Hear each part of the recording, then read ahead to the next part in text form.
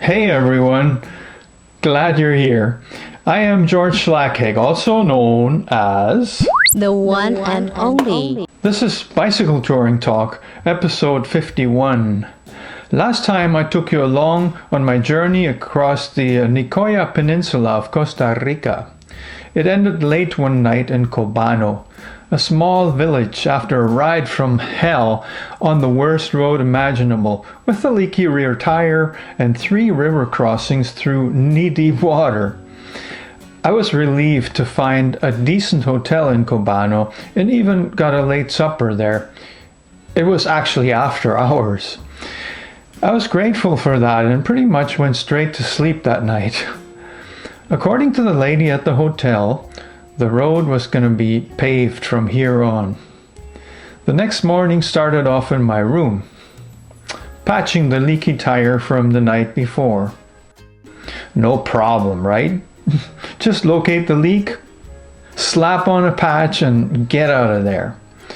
Well, I did that, then packed up all my stuff and checked out, but decided to have breakfast at the hotel too. There was no hurry because my ride that day was only going to be about 35 kilometers.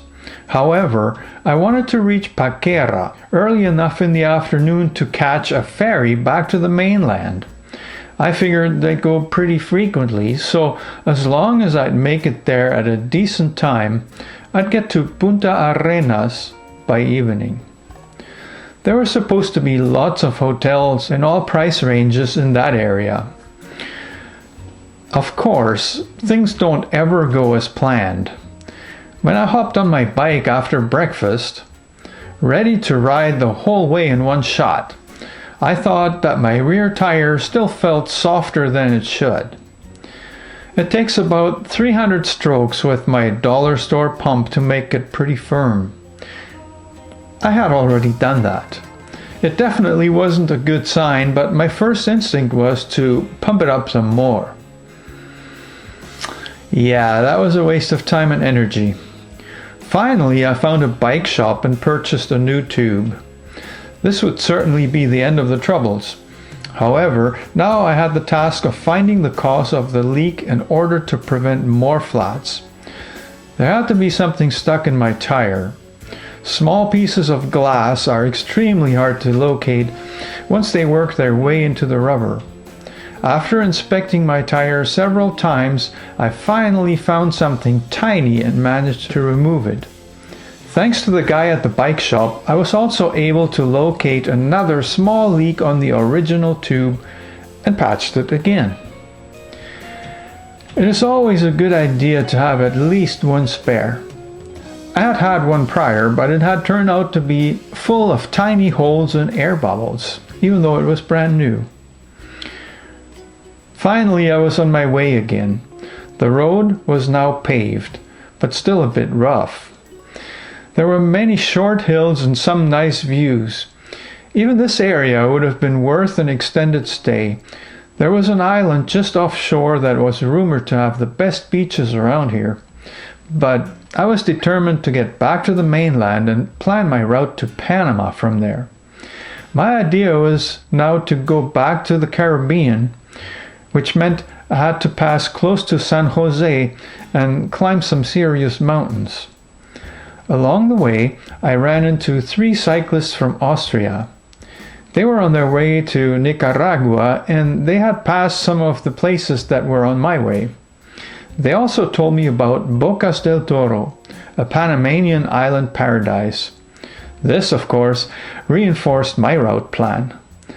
It was definitely a detour and a challenge, but all my calculations revealed that I had enough time. I was never too worried about climbing mountains, always thinking I had already seen the worst. That day my lunch was terrible. Ice cream, cookies, and a bottle of ice-cold Coca-Cola. I simply didn't take the proper time for a meal, thinking I might miss the ferry. But then things turned out a bit differently. When I arrived at the terminal in what seemed like a 20-minute ride, there was no one. It turned out there had been a ferry at 12:30 p.m. and I had just missed it. The next one was at 3 p.m., so I had to wait over 2 hours. There really wasn't a lot to do near the ferry terminal. After an hour or so, other travelers started lining up in cars. I met two ladies from Ontario who were very friendly, and we exchanged our Costa Rica stories. They were in a rental car and on a very short visit. Just over 24 hours later, they'd be on a plane back to Canada. I was happy to be on a longer bike tour. Costa Rica has a funny way with their ferries. Once the Tambor 2 arrived and we all got to board, it seemed to take forever before it finally left the dock. There were so many announcements over the loudspeaker system. Some were about how to properly secure your car on the deck, which makes sense because the ferry doesn't take responsibility for damages. But then there were messages telling everyone to keep the toilets clean and flush them after each use. Each announcement was in Spanish as well as English. I think there were more English-speaking tourists on board than locals. I got to sit with Carol and Bonnie pretty much the entire crossing, and by the end of it, it felt like we had known each other forever. We shared an interest in photography and took a lot of photos.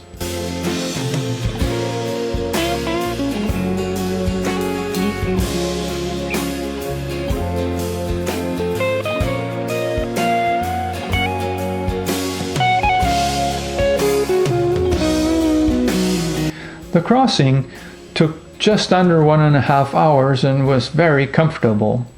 We were a bit behind schedule though, and it was getting dark even before we reached Punta Arenas.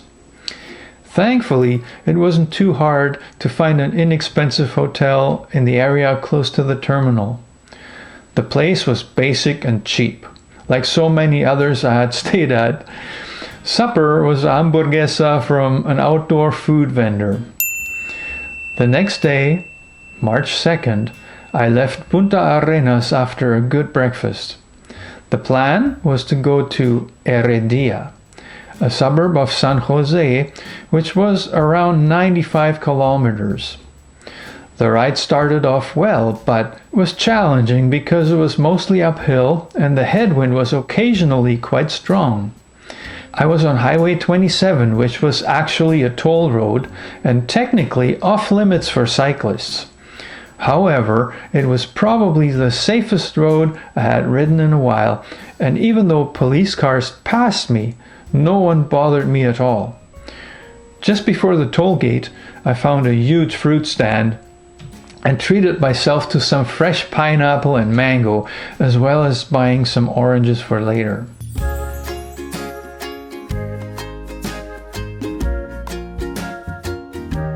Of course, the day didn't go by without another problem.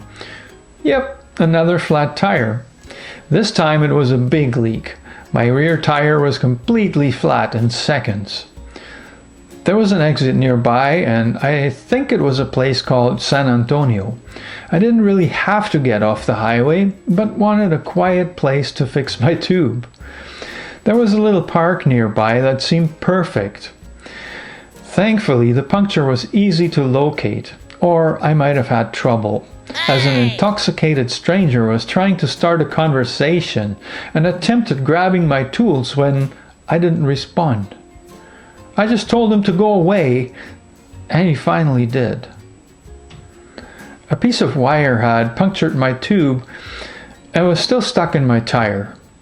At least I was sure what had caused the flat and could be confident about it. Even after this delay, I seemed to be nicely on track time-wise. But it all changed as soon as I took the exit that I thought would take me right into Heredia. The area looked nothing like I had expected. Where was the town? I finally asked someone for directions, which was a mistake because all I had was a spot on the map that I didn't know at all. I ended up going down a 5-kilometer long hill that ended up at a dirt road and still further down a power plant. There was nothing else here. so it meant going all the way back up. That took forever, and now it was getting dark. What a bunch of goofs. Why had they sent me down this way? Was this a bad joke? I think the directions had been well intended, but I had not asked the right question. Heredia was apparently the entire area. As soon as I found a section with houses and people, I asked around again, this time for the nearest budget hotel. I got sort of lucky at a church, asking a lady who was on her way out. Her name was Anna, and she was very nice. There was only one place in the area that she knew of. To help me find it, she volunteered to lead the way in her car. Unfortunately, that place was fully booked. Darn. Anna had another idea and told me about some friends of hers that rented their spare rooms to students during certain times. It was all part of a Spanish language school that was geared toward foreign students, and Anna happened to be a teacher there. One more time, I followed her car through dark streets, wondering if I'd ever find my way out of this maze. Anna's friends were a family of 4. They offered me a room free of charge and even invited me for supper. I also learned a lot about the area from them. Besides renting out rooms for the language school, Eugenio was exporting spices and gave me a business card with all his contact info. The next day was a Saturday. How hard could it be to get out of the suburb of San Jose and find a major highway, number 32, to get to Guapiles? It looked super easy on the map, but in the real world, all the roads looked the same, and there were no signs indicating where they led. Adding to the problem were really steep hills and a very strong wind. Yesterday's big detour was still fresh on my mind, so I asked for directions constantly, and it eventually got me to Route 32.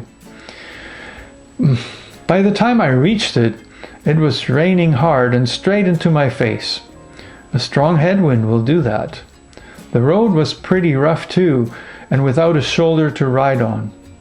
It got quite scary at times because of dense fog. Then there was a tunnel, roughly half a kilometer long. Right after that, the road went downhill, quite steep and really long. It would have been awesome on a dry road, but this one was seriously slippery, and the only way I could ride it was with the brakes dragging the whole time. Some way down, cars were backed up due to some hairpin curves, and I had to brake even more to avoid hitting them.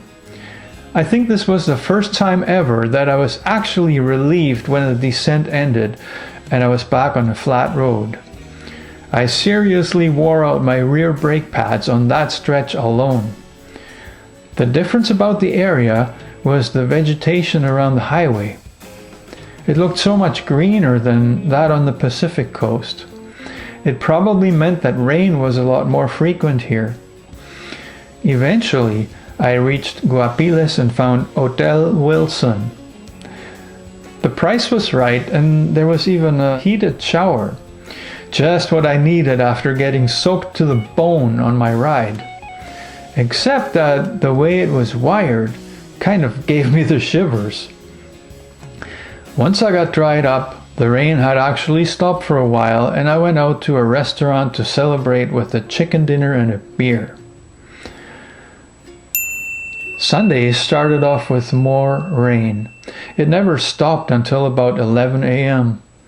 My stuff was still wet from the day before, and I came close to not cycling at all that day. It just isn't as much fun cycling in the rain. Add the narrow road and the truck traffic, and you've got a dangerous combination. However, I eventually decided to go to Siquirres, only 35 kilometers away. At least I was going to see something different. Once I was on the road, the rain eventually stopped and riding got super easy. After 35 kilometers, I was on a roll and I didn't want it to end. Limon was another 60. Well, why not go all the way there? The wind was kind to me that day, and the total of 95 kilometers seemed much shorter. There were some more sprinkles along the way, but not nearly as bad as the previous day. Along the way, I got to taste a new-to-me fruit, a kind of manzana, or apple. It is actually the same fruit that grows cashew nuts. Just before entering Limon, I stopped for a very late lunch at a roadside diner that had been a bus before. Apparently, it was a favorite stop for truckers, and the food was cheap and rich.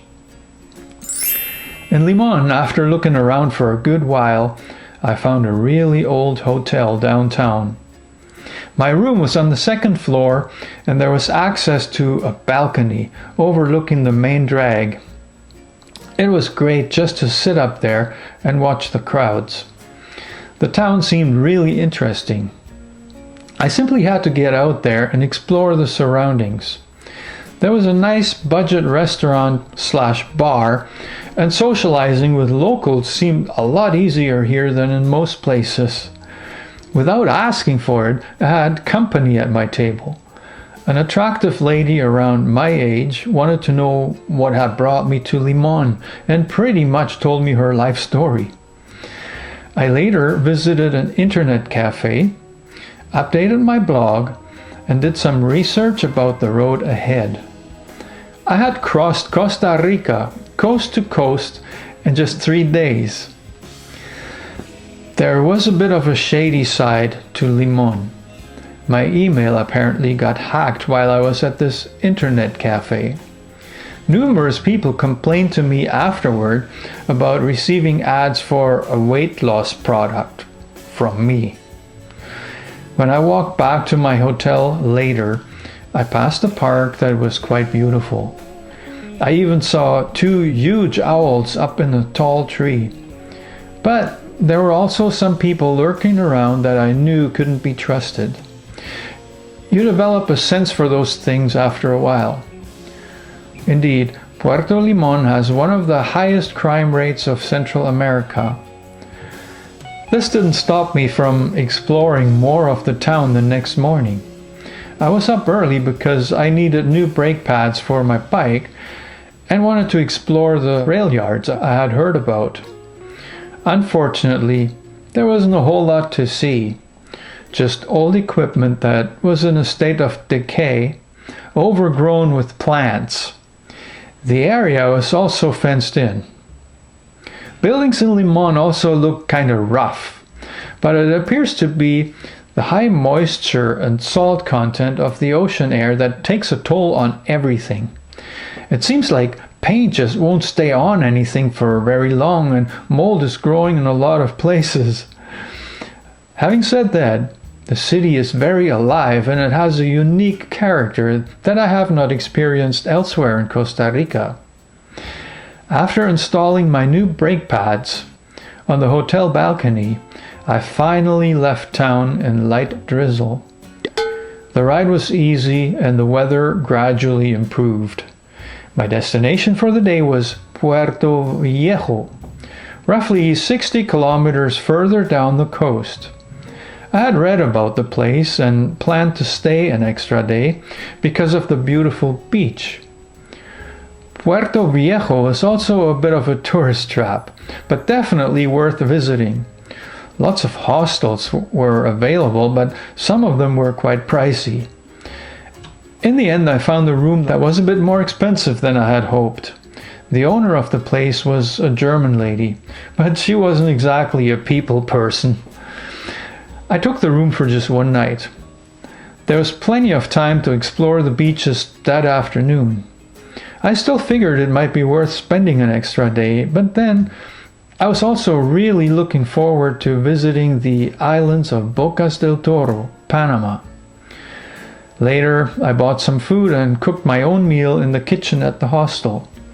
A lady from Quebec was good company for dinner. She told me about her recent bout with dengue, an infection that is transmitted by mosquitoes in the area and can be quite dangerous because it causes severe dehydration.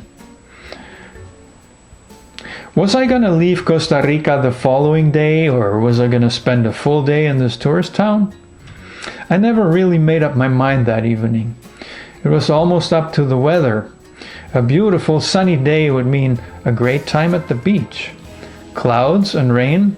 Not so much, but who wants to ride in the rain? Either way, I was basically done with Costa Rica. The Panamanian border was just 40 kilometers away. Costa Rica was an adventure and full of awesome, friendly people. What did Panama have in store? I'll tell you all about it in the next episode. And I hope you will join me for that one. Would you consider subscribing to my channel? It's completely free and it means a lot. And by the way, you might want to check out some of my other content if you're not so sure. I'll see you soon.